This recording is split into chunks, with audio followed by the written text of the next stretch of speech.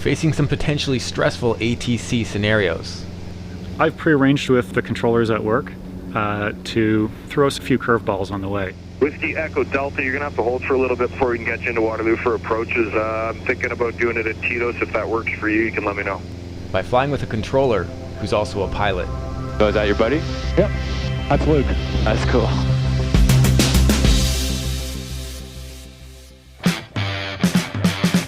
Okay, so this is a really cool opportunity to fly with a controller who's also a pilot. Air traffic controller? That's right. What do you like to be called? Whatever. Whatever. Okay. Controller is fine. Okay, yeah. cool. Clear.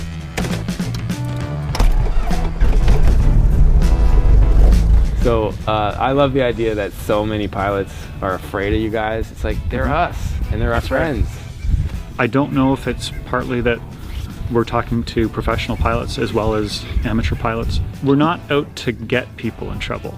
We're not just waiting to write somebody up and violate them. And in fact, most of the time when we probably could, we often don't. So how are you going to pick up the clearance? Airborne, right? Yeah, gonna pick it up airborne.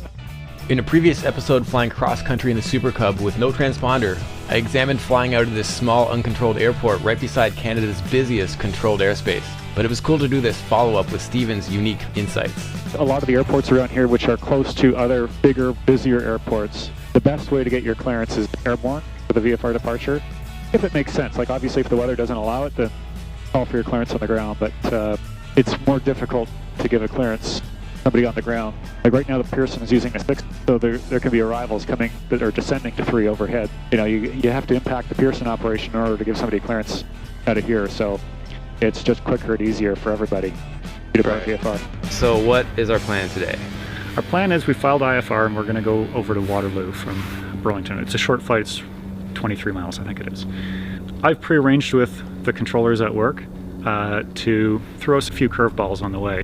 Everybody ready to go? Ready to go. Burlington traffic, Whiskey Echo Delta, departing runway 14, will be a right turnout for Waterloo. Final is clear. Yeah. It's going to be somewhat maybe contrived because we're going to try and make a few things happen that either scare pilots or things that happen to pilots that they're maybe uncomfortable with because it's oddball situations. All right, good RPM to manifold pressure. I'm expecting we're probably going to get a reroute, which is something that can happen to pilots. I'm thinking we'll probably get a hold somewhere. We'll be delayed for our approach into Waterloo, and then we'll fly practice approach into Waterloo, and I'm hoping we'll be told to keep our speed up, because I know that's something that some pilots wonder about. Sure about. And I want to shout out to the R flying community for helping us brainstorm this concept during pre-production. I think pilots are afraid that they might get in trouble. Yeah, that's their for big sure. fear, and they don't want to say something. Like, I think if anything, they should err on the side of asking or explaining more, right? Absolutely, yeah. But one of the most important things is not to pretend you understood what you were told to do, because that can really get you in trouble. If I tell you to do something and then you don't, and you acknowledge it and then you don't do it, that can get you into trouble. So for sure, if you're not sure, ask. Even at risk of annoying the controller because you're asking questions. So your buddy should be on shift now? Yeah, should be, so let's... Golf Tango, Golf November, contact Toronto Center now 124.02, see you later. 2402, thanks, Tango, Golf November. The main thing we're looking for is don't talk too much. Yeah, I was going to say brevity, right? The guy who keys the Brevity. mic and just keeps on talking. That's like, right. Dude. And telling me all kinds of things I don't need to know. For a VFR pilot, for example, if you're calling up and you want service through Class C or Class B airspace, or you just want flight following wherever you're going, first get the controller's attention with call the controller and say what your registration is. And that's it, and wait for the response. Toronto Terminal, good evening, Golf Whiskey Echo Delta. Golf Whiskey Echo Delta, Toronto Terminal, squawk 4354. 4354, Whiskey Echo Delta. Right, because I got a lot of guys think you want a cold call with a bunch of info. It's like, no, right? Because No. you might even be on the phone or something, right? That's right. So you can't I even... could be talking to another controller. I could be on the phone issuing a clearance to a pilot on the ground somewhere. There's all kinds of things that we're doing as well as talking on the frequency. Golf Whiskey Echo Delta, your radar identified 2,700 VFR, not above 3,000, flighting 240. Not above 3, heading 240, Whiskey Echo Delta. So is that your buddy? Yep, that's Luke. That's cool. And then once you do get the controller's attention, the things that you really want to say is, where are you right now? And what do you want to do? Whiskey Echo Delta, I have your IFR clearance. You can let me know when you're ready to copy. Ready to copy, Whiskey Echo Delta. Of Whiskey Echo Delta, you're now clear to the Burlington Airport via present position. Radar vectors, Waterloo Airport, and then direct. Climb 5,000. Stay on your present heading. Whiskey Echo Delta is cleared to Burlington via radar vectors to Waterloo and direct. Maintain 5,000 feet, heading 240. Whiskey Echo Delta, read back correct. The altimeter Waterloo 3007. 3007, Whiskey Echo Delta. So is that as filed, or did he change it? Yeah, that was his file. I'm expecting we'll get a reroute at some point. And sure enough, after cruising for a few minutes, Whiskey Echo Delta, you're going to have to hold for a little bit before we can get you into Waterloo for approaches. I'm thinking about doing it at Tito's. If that works for you, you can let me know. Yeah, that'd be fine, Whiskey Echo Delta. Hey, Whiskey Echo Delta, next controller's going to have your clearance for you. Contact them now, 128.27. Have a good day. 2827, Whiskey Echo Delta. All right, out of 4 for 5. Toronto Terminal, Whiskey Echo Delta with you, 4,000 for 5,000, heading 240. Whiskey Echo Delta, Roger. Go direct to Tito's so you can hold in any direction within, I'd say 8 DME, and expect further at 2300. and Stephen confirmed the 5,000 foot altitude for the hold during the readback. I also want to thank Chuck from Cloud Ahoy for rendering these visuals to debrief in this video. So we're flying straight to it, and then he said to hold within 8 DME of it. I'm confused about how you read the DME. Well, they Whiskey don't... Echo Delta, VFR traffic, 12 o'clock, 4 miles northbound, 3,400 feet unverified. Whiskey Echo Delta's looking. Yeah, we're flying right into the sun. We're not going to see him. I think that might be him right there. Does that make sense? Minus 16 below? Yep, that makes sense. That's cool. We're using the Stratus to help us out when we can't see a damn thing in front of us. And yes, I forgot to update my charts before this flight, but I wasn't PIC. I love that we got that traffic advisory at a time when we could not have seen it. Yeah. And the Stratus also backed it up, you know, like that's another reason why being in the system is great, even if you're not IFR, you know, just getting VFR flight following. A lot of guys are afraid to get VFR flight following because they feel like they're asking for trouble if they're in the system. Right. My feeling is it's better to be in the system. If they can accommodate you, they'd probably rather you be in the system too. Absolutely we would, because it's much easier to manage traffic, like for when he passed traffic to us. If the controller's talking to the other airplane, well now I know what both of them is doing. I can solve the problem much easier than if it's somebody I'm not talking to, because the controller has no way of knowing if that airplane is suddenly going to climb, turn, descend, whatever. And so you might think, okay, they're never going to come anywhere near each other, and all of a sudden the airplane turns and climbs, and now they try to come together. Right, yeah, exactly. So when you can tell one guy, you got traffic, and they tell the other guy, you got traffic, and then either one is going to do something unpredictable. Yeah. Problem is if one, he's like, I got a target, he's unverified, and he's currently going west, and then you get that traffic advisory, and then suddenly he turns on you because it's a guy doing air work. Yeah, so, because if a guy's going to go do air work, I've heard some people say they don't like to get flight following because they feel like it's going to annoy the controller. But wouldn't you rather a guy say, I'm going to do air work, and I'm going to be doing circles or whatever? You'd rather know that, right? Yeah, for sure. All right, we're entering our hold. Airdrop entry. And when he said 8 DME, what was he talking about? Like, I always thought you measured DME from the station, but... Yeah, I mean, actual DME is, of course, distance measuring equipment, which would usually be on a VOR or a standalone DME. But it is also, I guess we use it as a generic term for meaning distance from something. So even though I'm using GPS, and there is, of course, no such thing as DME for Tito's. 653, contact tower 194. Okay, because that would have confused me. I kind of understand all this stuff, but I would have been like, what do you mean 8 DME? There's no DME there? Yeah, yeah. Okay, I get it now. All right, so that's just a standard term. Instead of saying 8 miles from the waypoint. I would say probably most correctly, you would say hold within 8 miles of Tito's. I would say DME, but I think it's a habit that's hard to break. You're used to saying... Because you would normally put them on a station that was a DME or some sort of distance measuring thing. How many DMEs are left now? They're all getting phased out, right? Yeah, there's still... I mean, there's some that are associated with instrument approaches. And he said to expect further clearance at 7 o'clock. Do you think he's really going to make it hold? 7 o'clock. No. He just said if you don't get it by then. So if we had a comm failure... If we had a comm failure, we'd have to fly this hold until 2300, and then we would have to fly over Waterloo and then fly back to Burlington. Well, it also says if you are in VMC conditions and you can continue VFR, then so that's really what we would do. Then you just turn into Nordo and you would squawk 7700? 76 is comm failure. 77 is an emergency, right? 77 is emergency, yeah. So don't squawk 75 or you'll get shot down. Yeah, so you'd squawk 7600. We're a mile from the fix. Yes. So I'll go around once here. 4 miles, and I'll say, hey, if you can accommodate us for an approach into Waterloo, we'll do that. So you know what, I'll get the RNAV 8 approach plate. I don't want to miss my turn here at Tito's for half a mile from Tito's.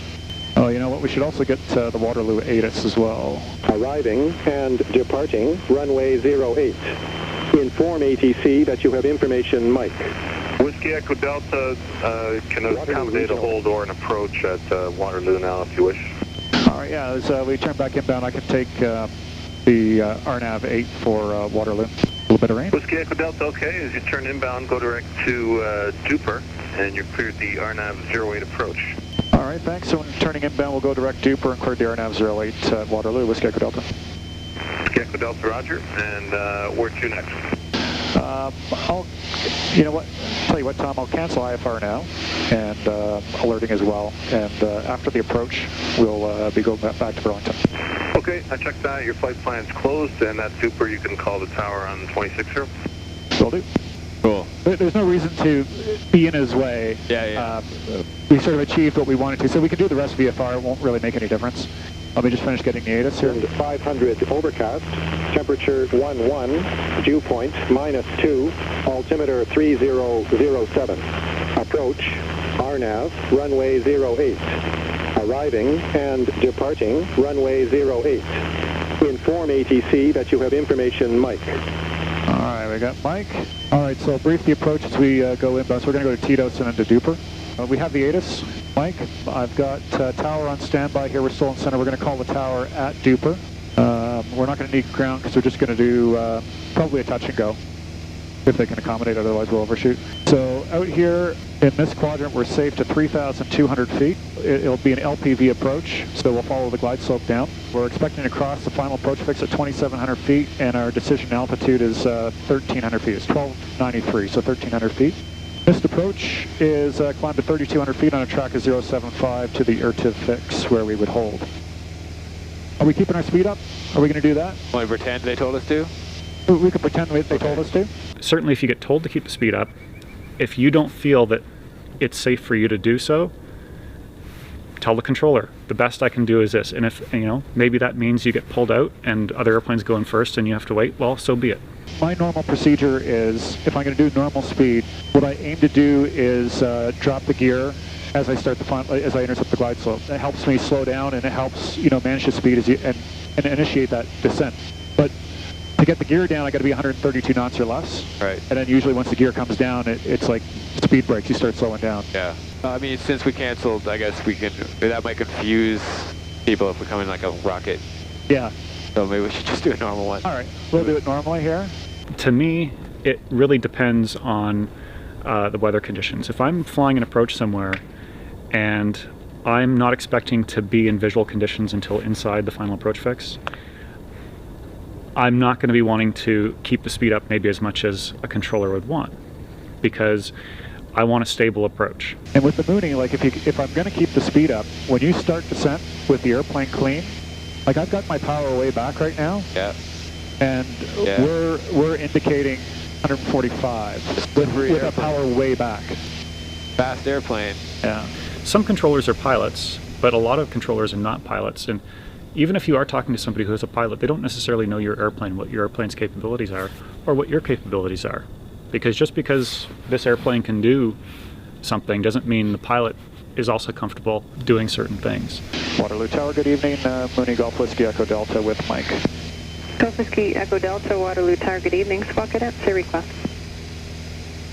Here's the ident. We're just crossing Duper on the simulated now, RNAV 08. If it works out, a touch and go, and then we'll be VFR back to Burlington. Whiskey Echo Delta identified, cleared straight in approach, runway 08.